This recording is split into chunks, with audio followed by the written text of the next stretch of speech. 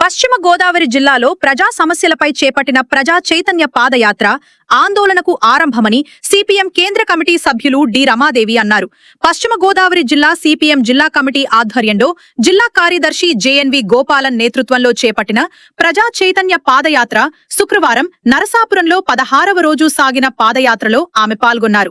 ఈ సందర్భంగా రమాదేవి మాట్లాడుతూ జిల్లాలో 26 రోజుల పాటు సాగుతున్న ఈ పాదయాత్ర ఈ నెల 23వ తేదీన ముగింపుతో ప్రజా ఉద్యమానికి నాంది పలకనుందని తెలిపారు. 20 ఏళ్ల నుంచి విజేశ్వరం నుంచి పైప్ లైన్ వేసి సురక్షితమైన తాగునీరు అందిస్తామని గొప్పలు చెబుతున్నారు తప్ప ఇప్పటి వరకు పూర్తి చేయకపోవడం దారుణమన్నారు.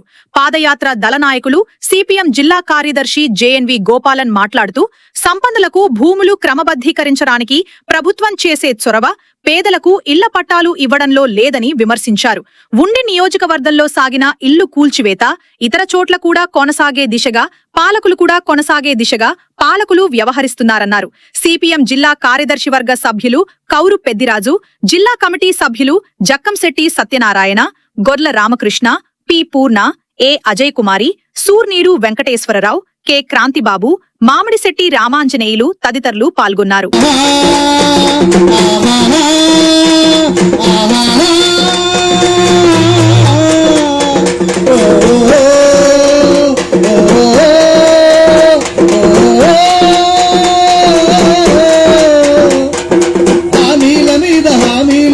పాలకులు మారినా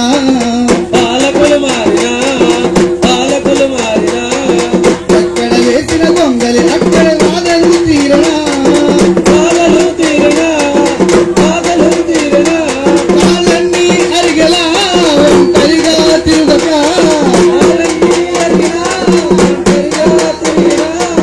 తులసి కట్టుగా పోరాడేందుకు కదలి రమ్మంటున్నా సిపిఎం పాదయాత్ర